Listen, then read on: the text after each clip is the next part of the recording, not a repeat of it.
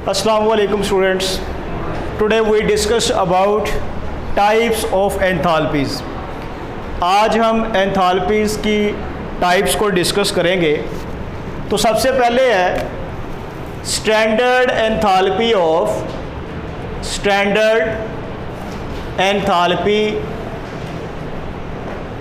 of reaction। ठीक है बेटे, स्टैंडर्ड एंथैल्पी ऑफ रिएक्शन, ये एक शॉर्ट क्वेश्चन भी आपसे पूछा जा सकता है कि what is standard enthalpy of reaction.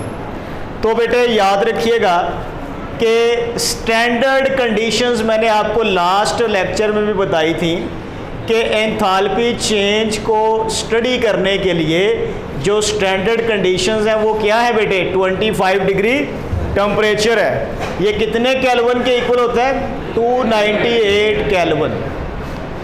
और बेटा जी प्रेशर की वैल्यू कितनी है, 1 एटमॉस्फेयर। ये क्या है, स्टैंडर्ड कंडीशंस। अब जब भी मैं वर्ड बोलूँ स्टैंडर्ड कंडीशंस तो बेटे आप क्या कहेंगे कि 1 एटमॉस्फेयर प्रेशर और 25 डिग्री सेंटीग्रेड टेम्परेचर। क्लियर हो गया। सेकंड बेटे यहाँ पर सपोज करते हैं कि हमारे पास क्या है कि 2H2 plus O2 arrow 2H2O। Clear हो गया।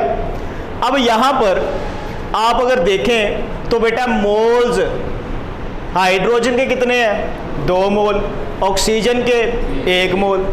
अगर बेटे हम यहाँ पे मैस की बात करें तो हाइड्रोजन का मैस कितना है, 4 ग्राम, ऑक्सीजन का कितना है यहाँ पे 32 ग्राम। बात की समझ लगी ना बेटे। ये जो आपको बैलेंस केमिकल इक्वेशन में रिएक्टेंट्स की अमाउंट्स गिवन हैं, आप इन अमाउंट्स को बेटा जी क्या बोलते हैं, स्टाइकियोमेट्रिक अमाउंट्स। क्या बोलते हैं,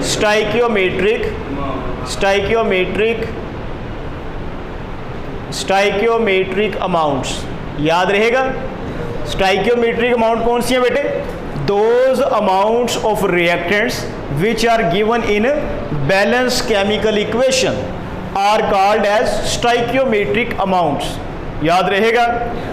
तो बेटे कहता है कि स्टैंडर्ड कंडीशंस पर जब रिएक्टेंट्स की स्टाइकियोमेट्रिक अमाउंट्स रिएक्ट करके प्रोडक्ट बनाती हैं तब जो एंथैल्पी चेंज होगी आप उसे क्या कहेंगे, स्टैंडर्ड एंथैल्पी ऑफ रिएक्शन। मतलब क्या है बेटे कि इसकी अगर हम डेफिनेशन लिखें तो क्या लिखेंगे कि एट स्टैंडर्ड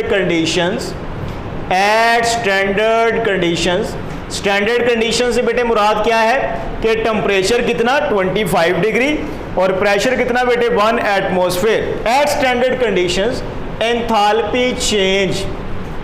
अब बेटा जी याद रखिएगा एंथैल्पी चेंज से मुराद क्या है, हीट रिलीज और एब्जॉर्ब। याद रहेगा ये वर्ड।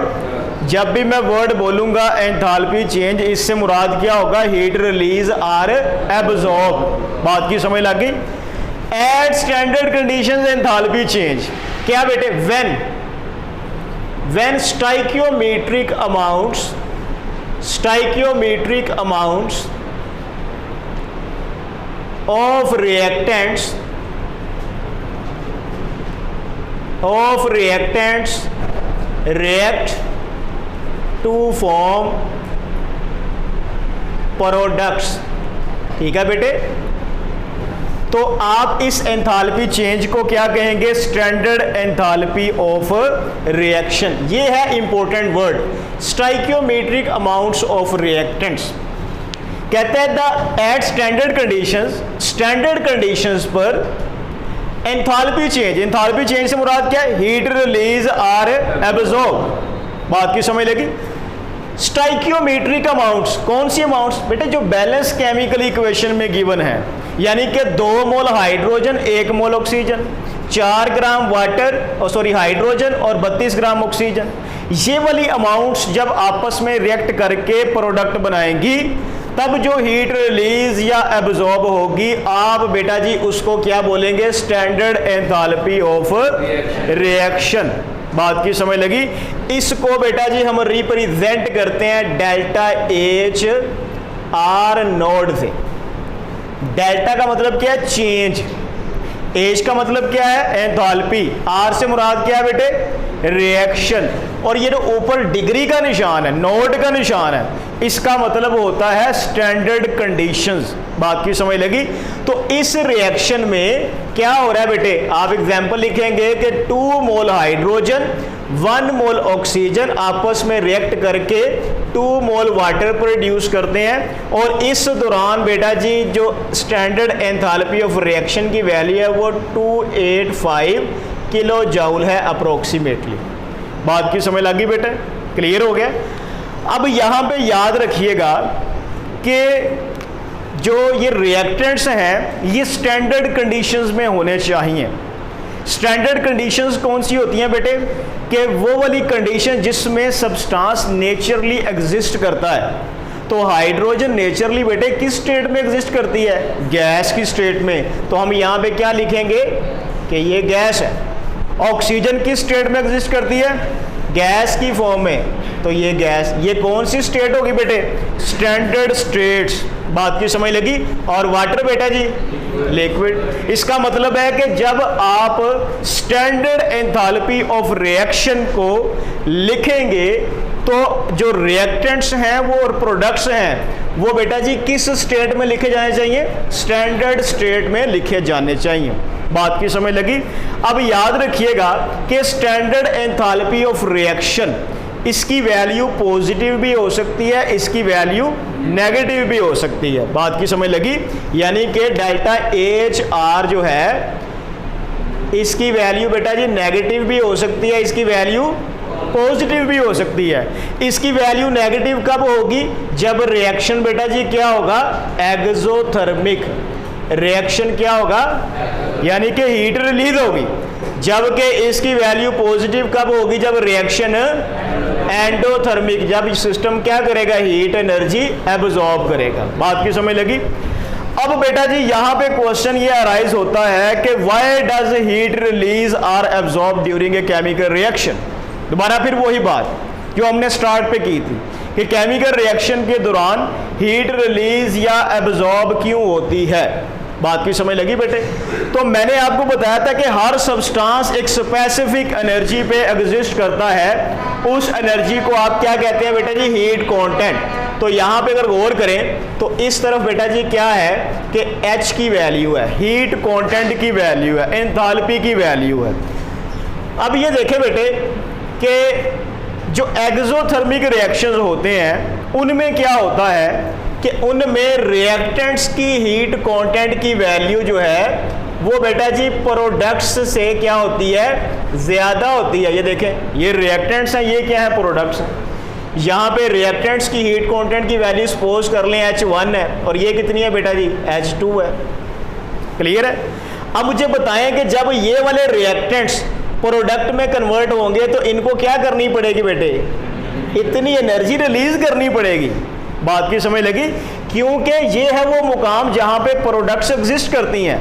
सपोज करते हैं कि बेटे यहाँ पे हमारे पास वाटर जो है वो किस स्टेट में है? वेपर्स की स्टेट में है, गैशियस स्टेट में है। और यहाँ पे बेटे वाटर हम बनाना चाह रहे हैं कौन सा? लिक्विड।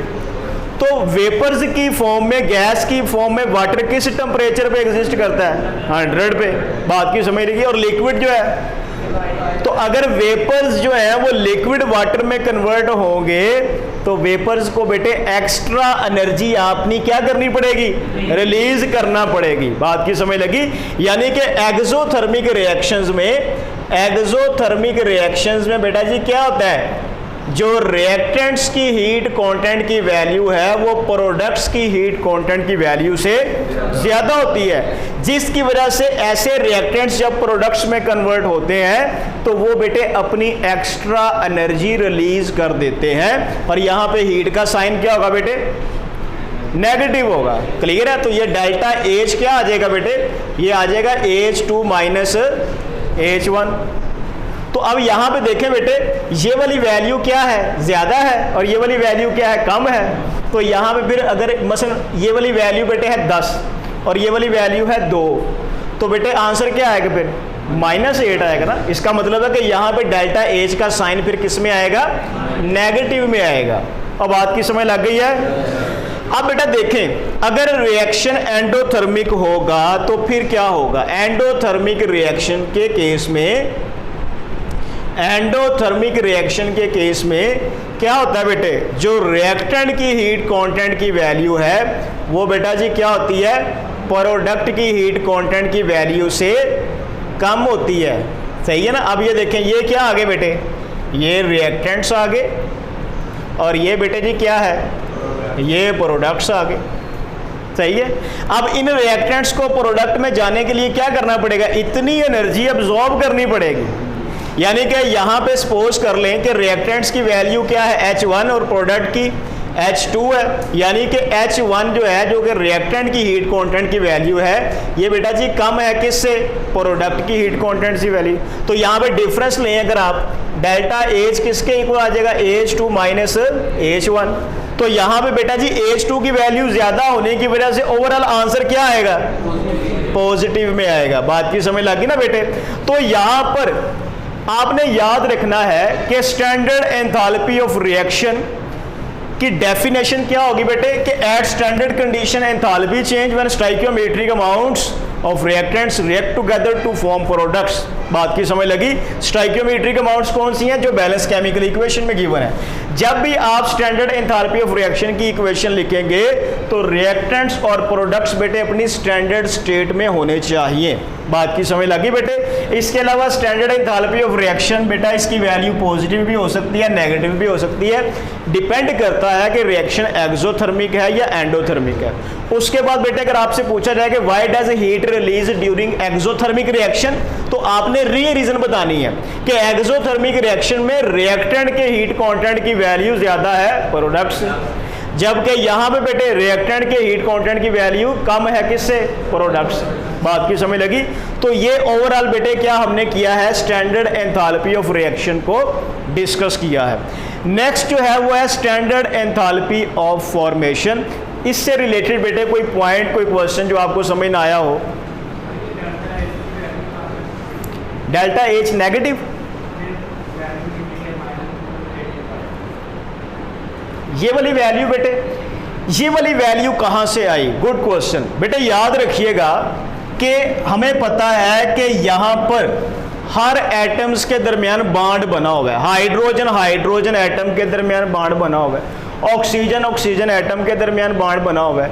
यहाँ पे वाटर में हाइड्रोजन और ऑक्सीजन एटम्स के दरमियान बॉन्ड बना हुआ है। तो हम क्या करते हैं कि इनके बॉन्ड्स की एनर्जी, इनके बॉन्ड्स की एनर्जी का डिफरेंस ले लेते हैं, और वो डिफरेंस आपको क्या बताता है बेटे? वो आपको बताता है स्टैंडर्ड एंथैल्पी ऑफ रिएक्शन।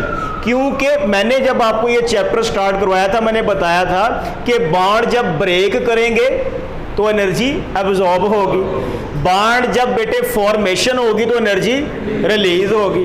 तो बॉन्ड ब्रेकेज और बॉन्ड फॉर्मेशन के एक्सटेंट के डिफरेंस की वजह से आपको फील होगा कि रिएक्शन एक्सोथर्मिक है या फिर एंडोथर्मिक है। बात की समझ लगी ना बेटे?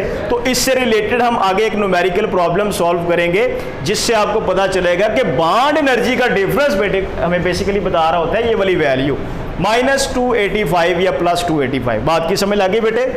क्लियर है? अब बेटा ये नेक्स्ट देखें। नेक्स्ट है स्टैंडर्ड एंथैल्पी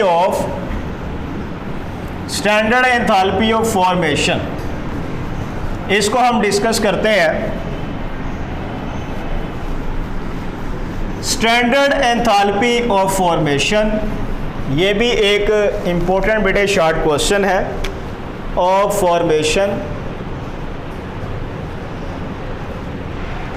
ये स्टैंडर्ड कंडीशंस ऐसे ही लिखी रहेंगी क्योंकि एंथैल्पी चेंज के लिए स्टैंडर्ड कंडीशंस यही रहती हैं। सही हो गया?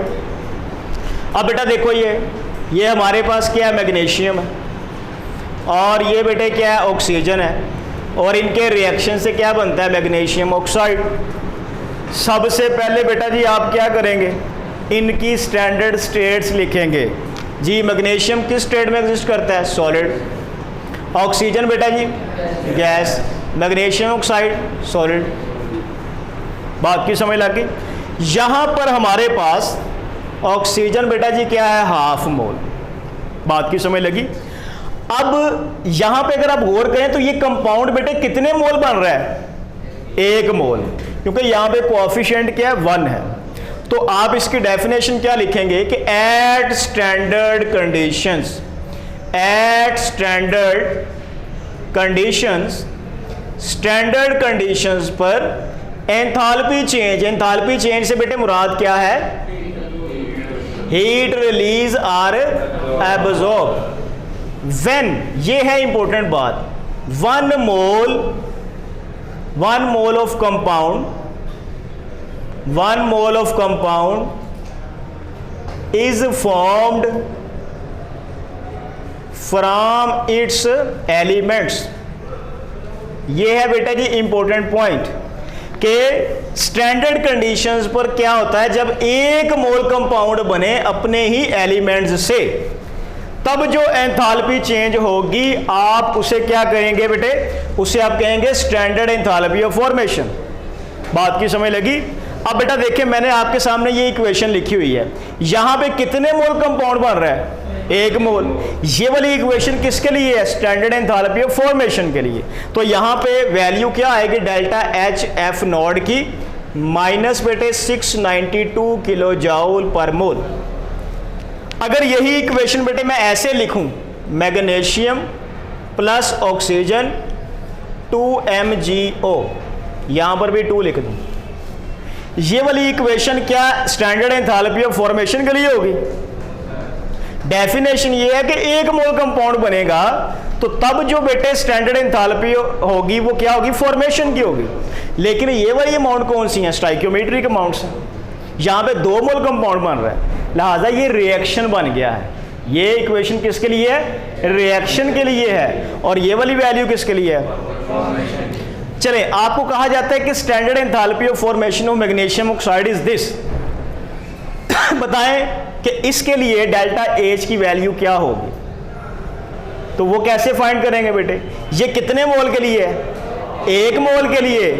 तो ये बेटा यहां पे इसको 2 से मल्टीप्लाई कर दो तो ये क्या हो जाएगी, 2 मोल के लिए हो जाएगी।